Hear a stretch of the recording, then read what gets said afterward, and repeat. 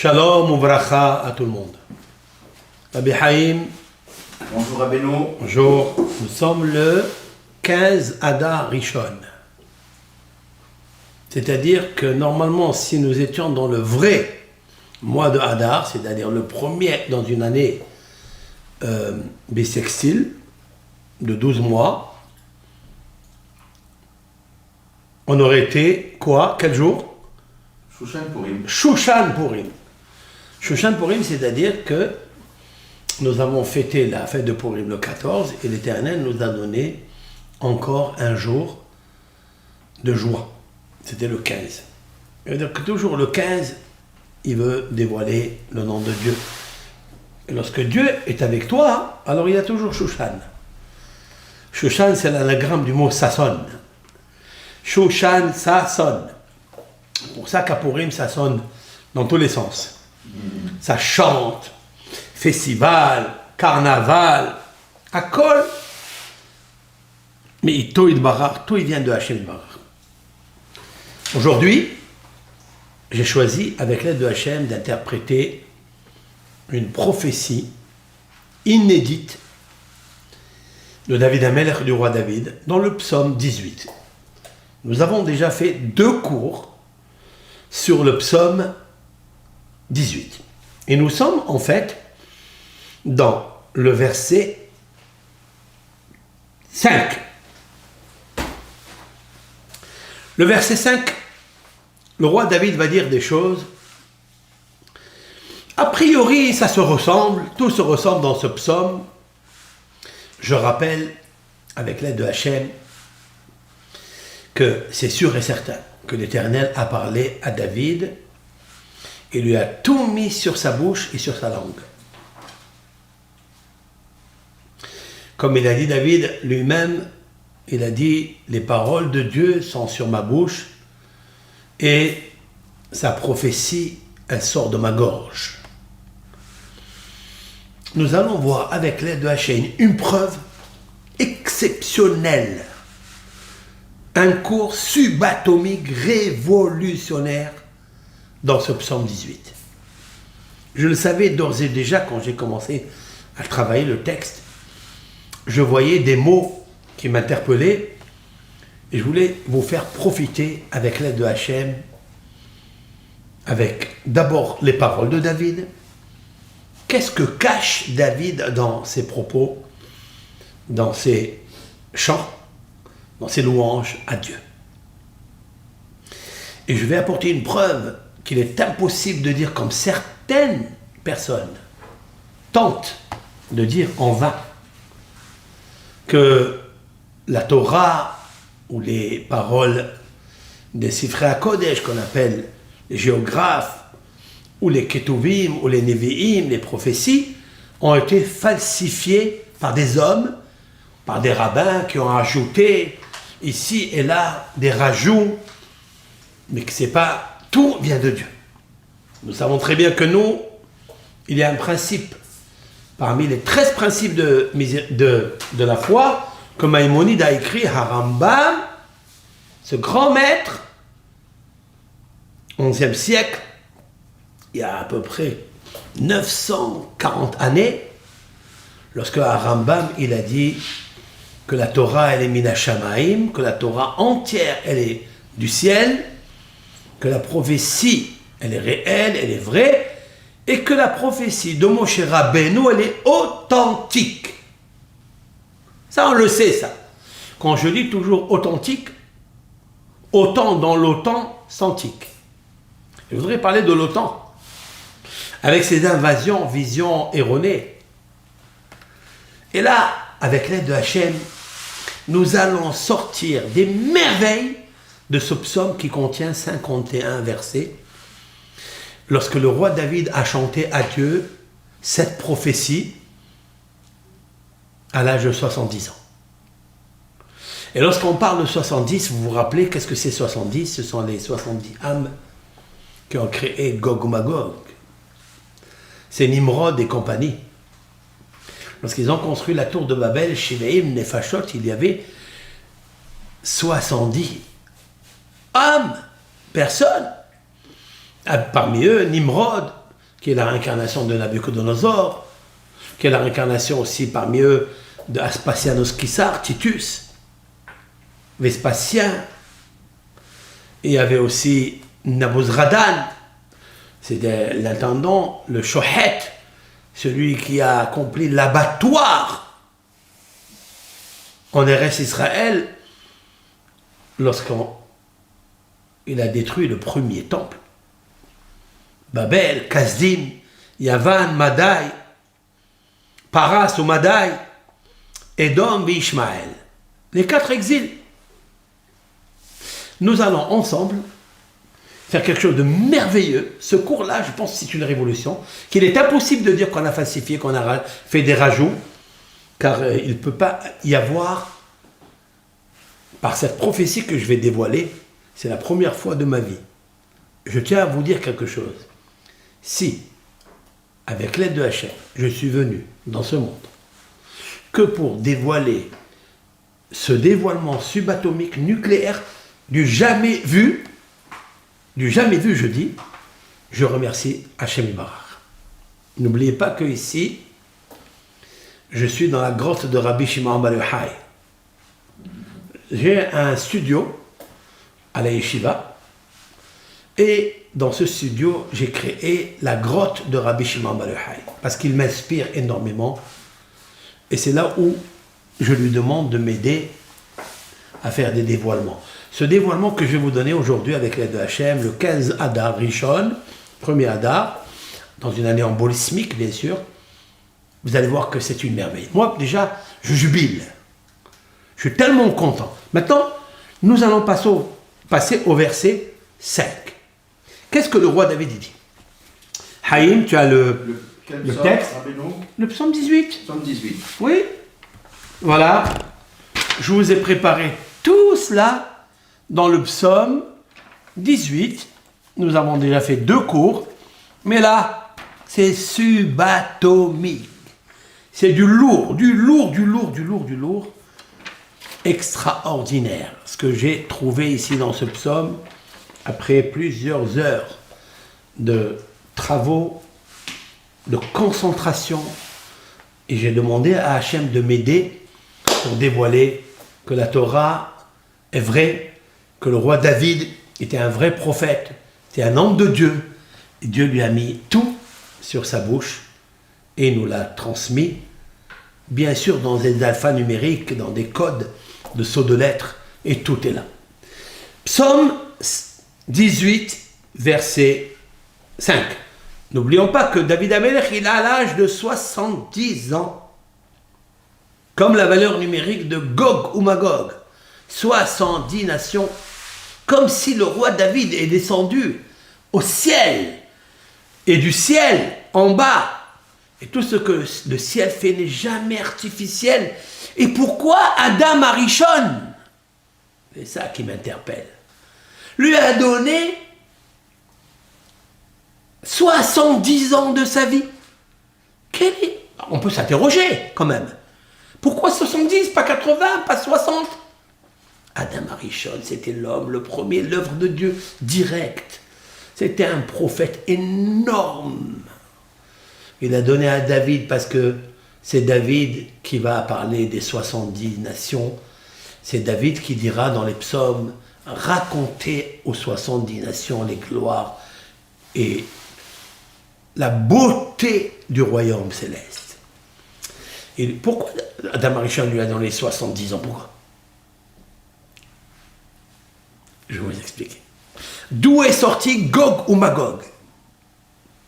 D'où? C'est ça qui est intéressant. Maintenant, écoutez. Le roi David, de mémoire bénie, que son mérite se déverse dans le monde. Afafuni hevle mavet. Je vais traduire mot à mot.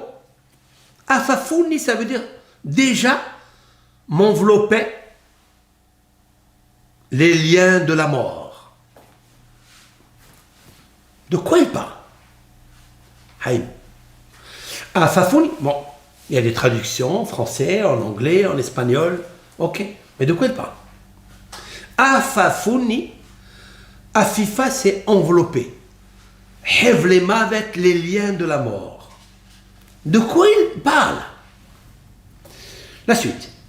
Venahale Belial Yeva'atuni. Qu'est-ce que c'est? Les torrents de la perdition me faisaient frémir.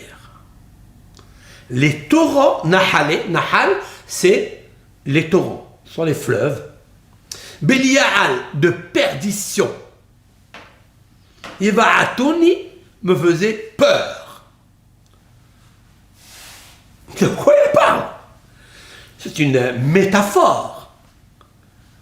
Qu'est-ce que les torrents de perdition? Pourquoi il le faisait frémir? Verset 6. Hevle Sheol Sevavuni. C'est quoi? J'étais enlacé dans les réseaux de la tombe. Hevle. Là, il ne parle plus de... Il ne parle plus de lien. Il parle ici des réseaux de la tombe. Ces Vavouni, qu'est-ce qu'ils ont fait? Ils m'ont enlacé, c'est-à-dire ils m'ont entouré. Comme quelqu'un qui enlace l'autre, il l'entoure avec ses bras de tout le corps. De quoi il parle? Qui démoni mokshem mavet. C'est quoi? Surpris dans les filets de la mort. Qui démonie, ça veut dire j'étais surpris subitement dans les filets. Mokshe, en fait, mokshe c'est les pièges. On va les appeler les filets de la mort. Tu as remarqué, Haïm, une grosse question qui se pose ici. Verset 5 et verset 6. Je reprends. Afafuni heble mavet. M'enveloppèrent les liens de la mort. Il parle de la mort, des liens de la mort. De quoi il s'agit ici? Et vous verrez à la fin, il y a ici quatre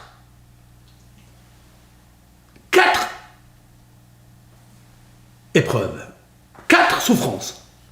Ce sont les 4 exils. Le roi David nous parle de 4 exils avant qu'elles arrivent. C'est ça qui est très intéressant. Avant que le temple soit construit. Le roi David nous parle qu'il va y avoir 4 exils avant qu'elles arrivent. Pour la première, il dit ce sont les liens de la mort. Il ne parlait pas de lui. Il parlait que ça va arriver, ça va envelopper l'exil. Le premier exil va envelopper par des liens de la mort. De quoi il parle? Il parle, donc la première c'est les liens de la mort. La deuxième ce sont les torrents de perdition. La troisième ce sont les liens ou les réseaux de la tombe qui l'ont enlacé. Et la quatrième l'ont surpris les filets de la mort. Au début il a parlé de la mort et à la fin il a parlé de la mort. C'est vrai? Ok. Maintenant nous allons jeter un œil sur le Midrash.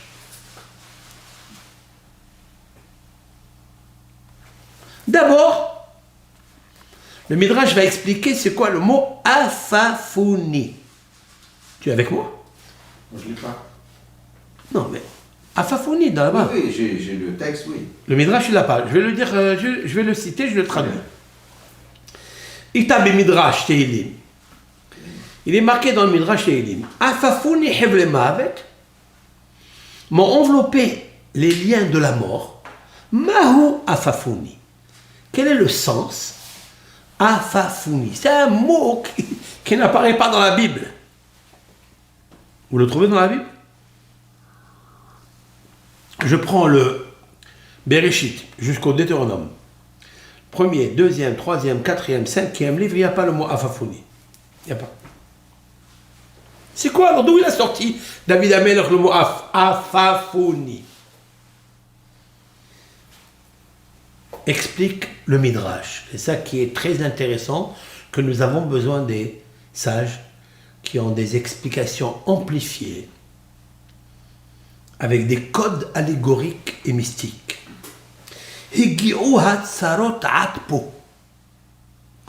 Sont arrivées les détresses jusqu'à moi. Afafopo. Afaponi. Ça veut dire, le mot af veut dire colère. Waouh, c'est beau ça. Afponi. Af, c'est colère. Comme si la dichotomie du mot afafuni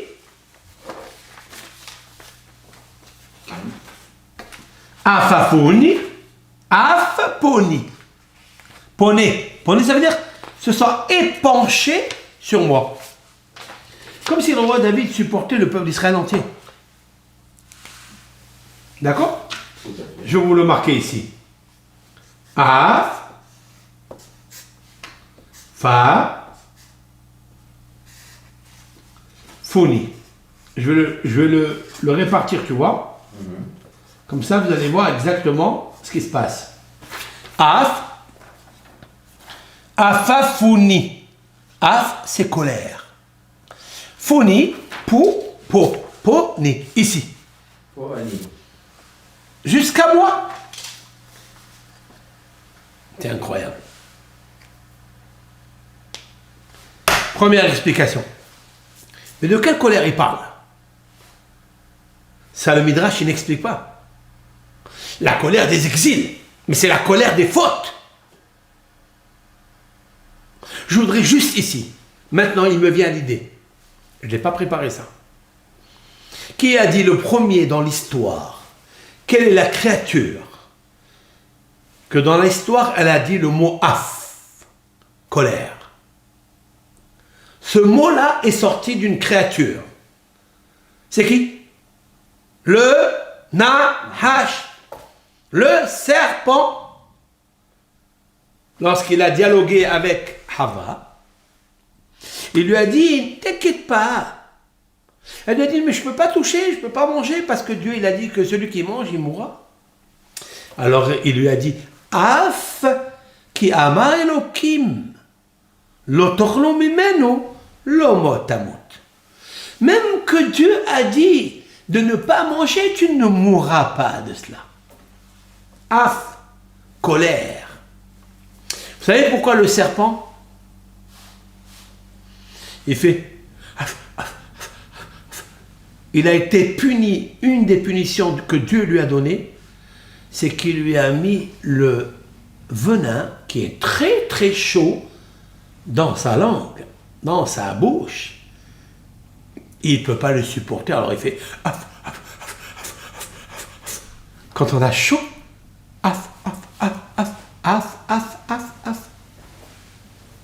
tu écoutes? Ça brûle. La colère brûle. C'est lui qui a provoqué la colère de tous les exils et de Gog ou Magog. Je vais l'expliquer bien comme il faut.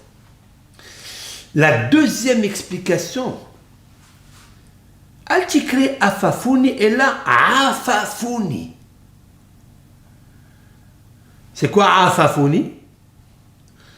Afafuni, ça vient du mot Af. Ça veut dire volatile. C'est-à-dire que le roi David, il dit, Hatzarot, les détresses et les malheurs t'assotent, elles s'envolent. Uba'in alay ka'of, elle vient sur moi comme un oiseau. Kema de'at amar ve'of ya'ofef ala haaretz. Comme c'est marqué dans Bereshit, chapitre 1, verset 20. Et l'oiseau vole sur la terre. Il dit, les tsarot, afafuni, afafuni. Ça veut dire, c'est des fois, toi, tu marches dans ta vie, et un jour, dans la semaine, dans le mois, dans l'année, il t'arrive une histoire, il t'arrive un malheur. Dieu préserve, oui? Ça, c'est la première explication. La deuxième explication, c'est que c'est pas lui, la personne, le peuple d'Israël qui a rencontré les épreuves et les malheurs et les exils. C'est les exils qui sont arrivés à elle comme un oiseau qui arrive vers un homme. Elle survole l'histoire pour venir vers lui. Ça, deuxième explication. Vous avez vu que ça ne peut pas être expliqué par n'importe quel traducteur. C'est impossible. Il faut connaître la science des mots, la science des lettres, le radical, le shoresh de chaque mot. Tu veux dire quelque chose? Non. Donc, Afafuniaf. Vous savez très bien qu'il y a dans le Talmud qu'ils appellent Aleph, Aïn. Aïn, Aleph. Il y a beaucoup de gens, même dans le Talmud, à l'époque, où les gens, même aujourd'hui, il y a des gens qui n'arrivent pas à sortir les lettres Aleph parce qu'elles sont gutturales. Le Aïn. Le Aïn, ils le disent Aleph. Alfin Aïnin. Le Aleph, ils le disent parce que ce sont des lettres interchangeables. Voilà. Donc, mais ici, c'est pas seulement qu'elles sont interchangeables, mais elles ont une signification autre. Ça veut dire qu'il y a une leçon très puissante à apprendre de là. Que des fois, les tsarot, les malheurs, elles arrivent vers toi si tu ne fais rien pour les enlever. Elles volent pour arriver vers toi, comme un off. C'est pour ça qu'il a le Midrash Tehilim, il amène vers off, il offef à la arrête. L'oiseau c'est qui? Ce sont les épreuves. Survole la terre pour venir vers toi. Il y a beaucoup d'anecdotes dans le Talmud concernant cette image, cette idée, cette métaphore, où des fois l'homme il est assis tranquille et les tsarot ils arrivent vers lui. Il dit mais qu'est-ce que j'ai fait? Les liens de la mort sont venus vers lui. Mais nous allons l'expliquer. Continuons. Davaraher. Maintenant, on est dans la deuxième explication. Il dit, le mot Afafouni vient du mot Ofan. C'est quoi Ofan? Une roue. Bravo. La roue de l'âme, la roue de l'exil, la roue des souffrances, la roue des malheurs. Hatzarot mitgalgelot uba'in halai ka'ofan vechagalgal. Elles arrivent comme une roue qui est le galgal et le gilgoul qui arrive vers l'homme. Même en français, on dit l'expression la roue elle tourne. La roue tourne, oui. Ça veut dire les malheurs vont et viennent ou le bonheur va et vient. La fortune, la roue de la fortune. La roue de la fortune aussi. Maintenant, Davara, ça c'est la troisième explication, quatrième explication. Davara her, Afafuni, Rav Amar, Panya minakta ana. Explication. David Ameler, ça c'est au nom de Rav. Rav, c'est un célèbre rabbin du Talmud, il a vécu 400 ans. Rav n'a jamais vu au-dessus de ses 4 coudées, n'a jamais levé les yeux pour voir qu'est-ce qu'il y a autour de lui quand il marchait. Tellement il était pur. Il avait une connaissance en Torah, il avait la puissance d'un docteur de la Mishnah. C'est-à-dire il y a 1700 années, et lui, il avait encore la force de celui qui avait avant lui 400, 500, 600 ans avant lui. Il avait les mêmes épaules de Torah. Rav il dit, David Amelech il dit, je ne suis plus libre pour étudier la Torah, tellement les malheurs arrivaient et sautaient vers lui comme un oiseau ou qu'elles arrivaient lentement comme une roue.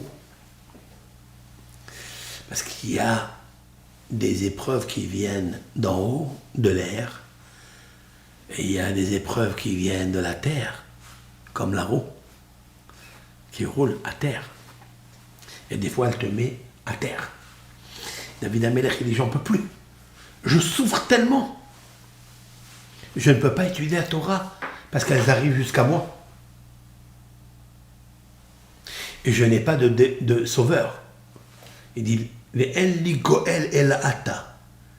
il dit à Hachem, tellement les malheurs sont arrivés, ils vont arriver dans l'exil, comme ils sont arrivés sur lui. Est-ce que David Amelech a eu tous les malheurs de la vie? Tu peux me répondre, Haïm? Oui. Je pose une question ici fondamentale. Est-ce que David Ameller, on peut dire qu'il a eu toutes les épreuves que Dieu peut envoyer à une personne? Je pense. Où c'est marqué ça? Il y en a 4. Ici, on va citer 4. 4 exils. Mais David Ameller a dit dans les psaumes, quand je pense à ça, quel homme extraordinaire. Quel amour. Et avec ça, je réponds à une question. Pourquoi les gens, pour n'importe quel malheur, quand ils lisent les Tehillim, les psaumes du roi David, ils sont soulagés? Pourquoi? Parce qu'il y a tout dedans. Parce qu'il y a tout dedans. Non, pas à cause de tout dedans. Parce que le roi David a dit dans les psaumes, Kol mishbarecha vegallecha alay avaru. Waouh! Je traduis parce que c'est pas un psaume qui est connu de tous. Très peu de gens vont s'arrêter à ce psaume qui est fondamental et lumineux. Il dit à Dieu, l'Éternel, je t'aime, bien que tu as fait passer sur moi Kol mishbarecha. C'est quoi mishbarecha? Des chevers, des brutes. Toutes les brisures. Kol. Kol en hébreu, ça veut dire tout. Mishbarecha, toutes les cassures, toutes les brisures. Vegalecha, toutes les vagues. Avru. Alay avaru sont passés sur moi. Vous écoutez ce qu'il dit David Ameller? Il dit, et quand même je t'aime, Hachem. Pourquoi? Parce que si j'ai tenu, parce que tu m'as fait tenir. Si une personne a des épreuves et elle tient, remercie Hachem. Parce qu'il y a des épreuves qui te brisent, qui te cassent. Et je voulais profiter de ce mot que le roi David a dit, qui est un mot qui est révélateur. Mishbarecha. C'est quoi Mishbarecha? Les cassures et les brisures. Mais je voulais dire, c'est quoi le mot mashber? C'est cassure. Mais c'est aussi la table d'accouchement. En hébreu, la table d'accouchement s'appelle mashber. Pourquoi? Parce que la femme qui accouche, l'accouchée, elle est mashber. Elle est dans une brisure, elle est dans une cassure totale. C'est vrai? Exact. Toutes les épreuves sont une table d'accouchement. Mais, quand tu es à une épreuve, il faut que tu saches, tu es comme cette femme, cette maman extraordinaire qui va donner la vie. Exact. Alors sache que Kol mishbarecha vegalecha ala avaru, parce que si je suis né, moi David Ameller, et tout ce que comme déversement de spiritualité tu m'as donné, que personne d'autre, aucun prophète, ne peut avoir, c'est parce que tu as fait passer sur moi toute l'étape d'accouchement. J'ai accouché normalement, j'ai accouché par césarienne, j'ai accouché par toutes les contractions et sans péridurale. Et je t'aime à Kadosh Baruch. C'est-à-dire, Rabbi, je comprends de là que tout celui qui a des souffrances, c'est qu'il va accoucher quelque chose de Mais la vie! La vie, il va sortir quelque chose de bien de tout cela. Je dirais autrement que tout le Tehillim, c'est l'accouchement de David par l'étape d'accouchement. D'ailleurs, le livre de David, c'est comme le livre de Moshe, ce sont des tables de la loi. Et les lois dogmatiques, ce sont des accouchements. Il y a quelque chose qui naît en toi. Tous des bébés. C'est tous des bébés, tous des enfants, c'est extraordinaire ça. Quand il y a une épreuve, l'homme il dit, il se dégoûte, l'homme il rejette. Ne rejette pas, prends-le. Faut pas prier qu'elles arrivent. Voilà, si elles arrivent, il faut les accepter. Si elles arrivent, c'est parce que si les liens de la mort arrivent sur une personne, c'est parce que Dieu, il veut, à travers cette mort, il veut un lien. Ne crois pas que c'est la mort. Créer un lien. Il veut te lier avec lui. On continue. Davar her. Une autre explication, Afafouni, et là, c'est beau ce qu'il va dire. Et c'est là où je commence mon cours. Ki isha haoreget babeget hukid kfulin. Alors, quelle est la signification, la définition d'une femme qui fait double couture? Comment on appelle ça? Double pointage. Des points de couture. Double. Double. Comment on appelle ça? Afafon. Ah, papa. On est dans le phone, on n'est pas dans le on. Ça veut dire que, en fait, lorsqu'une couturière veut solidifier un ourlet, elle ne fait pas juste Un seul point. un seul point. Un double point. Elle fait un double pointage. Alors, qu'est-ce que ça veut dire? Il dit le roi David, je suis pour toi, Hachem, comme une femme que lorsqu'elle fait faire une doublure doublée, avec deux pointages, tu m'as fait que les tsarotes, c'est-à-dire les détresses que tu m'as envoyées, ils sont comme le doublage que tu fais deux fois. Ça veut dire quoi? De quoi elle parle? Et c'est là qui est très intéressant. Mais d'Aber Be'arba Malchouyot. On parle ici des 4 exils. Waouh, le cours commence maintenant. Le mot Afafouni, c'est-à-dire quand tu as envoyé une exil, tu n'as pas envoyé une. Tu as doublé mes épreuves et mes souffrances. C'est quoi Hevle Mavet? Bemalchut Babel. C'est l'exil de Nabucodonosor, Babel. Maintenant, Nahale Belial, première donc, Hevle Mavet, oui? Haïm, Oui. magnifique. Hevle Mavet, les liens de la mort. Malchut Babel. Après, Nahale Belial, les torrents de perdition. Malchut Madaï Oparas. Dans le Midrash, où est le doublage qu'il y a ici? Ici, il est marqué Bemalchut Babel, les Kazdim. Vous écoutez ça? Kazdim. C'est qui Kazdim? C'est Abraham Avinu. Ur Kazdim. Kazdim, c'est Babel, c'est Nabucodonosor. C'est là où habitait Abraham Avinu. Tu as envoyé double détresse. La première, Babel et Kazim. Nahale Belial, les torrents de perdition, c'est quoi? Madaï ou Paras. Il y a double ou pas? Oui. Hevle Sheol Sevavouni. Les liens des réseaux de la tombe, Sevavoun m'ont enlacé, m'ont entouré. Malchut Yavan. Et qui encore? C'est qui Yavan? Mokdon. Le Midrash, il dit Alexandre Ier. Alexandre Ier, c'est le roi de Yavan. Ah bon? Et c'est qui? Bien sûr. Alexandre le Grand, d'accord. Alexandre le Grand. Yavan, Mokdon. Yavan, c'est Hanouka. Après, Madaï Opara, c'est Purim.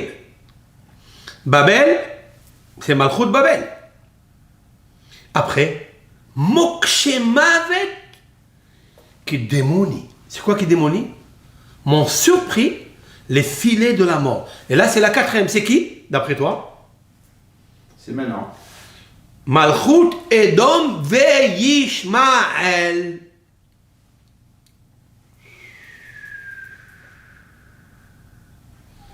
Waouh! Ve Yishmael. Vous écoutez ça? On dit toujours Malchut Edom, mais pas Ishmael. Toujours on dit Malchut Edom, mais on ne rentre pas Ishmael. Ouais. Et le Midrash, il fait rentrer Ishmaelim ve Adam, Edom. C'est quoi Ishmaelim ve Edom? Qu'est-ce qu'ils ont à voir, Edom? Qu'est-ce qu'il a à voir Amalek? Qu'est-ce qu'il a à voir Esav avec Ishmael? Qu'est-ce qu'il a à voir Ishmaël avec Esav, avec Edom? Il a Non. rien à voir. Il n'a rien à voir. Aucun. Il a à voir. Ishmaël, pourquoi il a. Ah, oui, et Esav, il a épousé la fille de Ishmaël. Enfin, la Torah n'est pas falsifiée. La Torah, elle nous témoigne que lorsque Ishmaël, le fils d'Abraham, par Hagar, que l'Éternel a demandé de l'appeler Ishmaël. Vous vous rappelez ça ou pas? Tout à fait. L'Éternel lui a dit à Hagar, je t'ordonne, par l'ange, de l'appeler Ishmaël. Bien qu'après c'est marqué qu'Abraham il appelait Ishmaël alors qu'il n'avait pas écouté la parole de l'ange. Tu m'écoutes ça? Tout à fait. Quoi? Je suis en train de te dire quelque chose là. C'est marqué qu'Abraham il appelait son fils Ishmaël. Mais c'est pas Abraham qui a appelé. C'est l'ange qui a dit à Hagar, je t'ordonne de l'appeler Ishmaël. Pourquoi il l'appelait Ishmaël? C'est beau. Est-ce que le nom de Ishmaël, c'est très beau ou c'est négatif? C'est péjoratif? C'est quoi? C'est positif ou négatif? Qu'est-ce que tu dis toi? Je pense que c'est positif. Pourquoi? Bien sûr que c'est positif. Mais pourquoi? Parce que Hachem, il vient parler à Hagar à travers un malach. Et alors? Et on sait très bien que le mot elle, c'est Midat Rahamim aussi.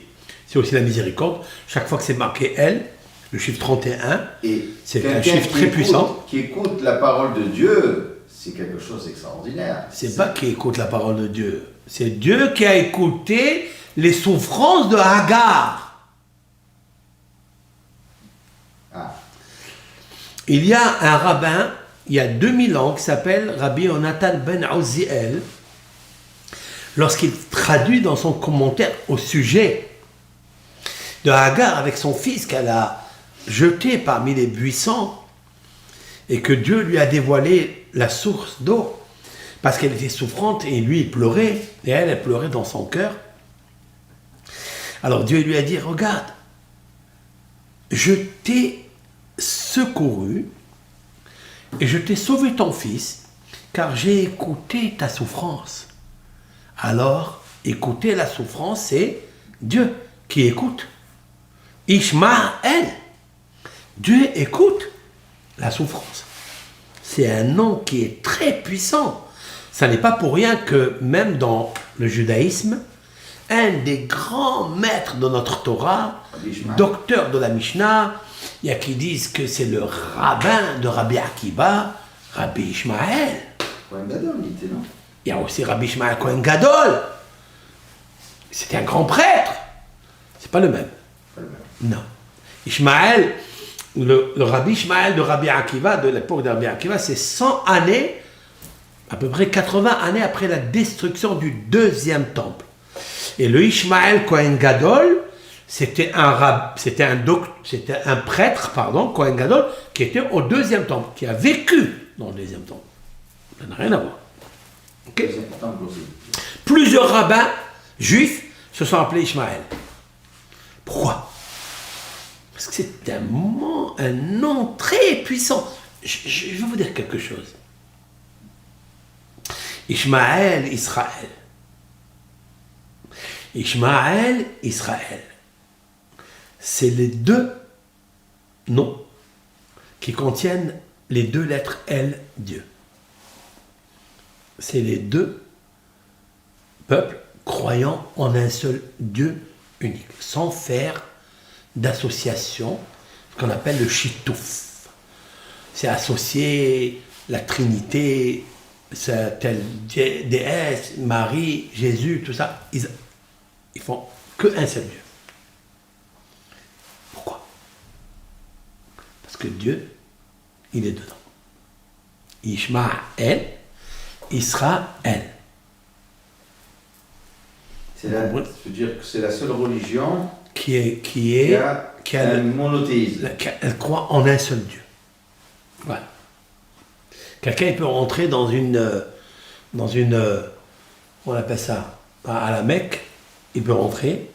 Ils ont fait d'ailleurs sauver un juif là-bas qui était en en Ukraine, ils ont fait rentrer à la Mecque pour être sauvés. Est-ce que c'est permis? C'est pas permis, c'est permis.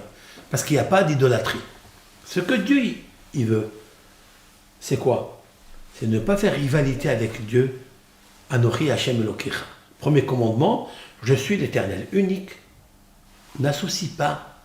Et maintenant, beaucoup de chrétiens sont en train de revenir à la raison, à une seule réalité, qu'il y a un seul Dieu, on n'associe pas avec lui. Même nous, l'Am Israël, on n'associe pas Moshe Rabbeinu à Dieu.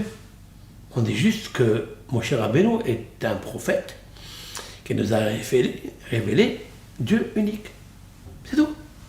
Mais Moshe Rabbeinu, il est effacé devant Dieu. On ne le prend pas comme un Dieu. Il est un homme de Dieu, mais c'est pas Dieu. Dieu préserve de penser une chose pareille, que Moshe Rabbeinu c'est un Dieu. Haz v'shalom. Dieu préserve. Moshe Rabbeinu, il est un miroir transparent par lequel on peut bien voir Dieu clair. Comme elle est claire. Il nous a aidés à connaître Dieu. On va s'arrêter là. Hein? Et on reprendra demain si Dieu veut. Oui, on reprendra parce que le shiur, il est tellement puissant, je suis obligé de détailler, de faire le tailleur. Sinon, le problème est tailleur. Il rassonne que Hachem Baruch Hu nous aide. Amen. Avec ce cours. Mais, s'il vous plaît, avec l'aide de Hachem, vous allez partager ce cours qui va être une sublimissime. Voilà. À l'effet subliminal, je suis tellement jovial de ce cours qui est merveilleux. C'est la première fois que je donnerai un cours dans ma vie avec l'aide de Hachem qui a une force tellement de réalité, de vérité, la prophétie authentique qui passe dans la bouche, dans l'Esprit Saint qui sort de la gorge de David Amelech et de Moshe Rabbeinu. Amen. Kol Tov. Kol Tov.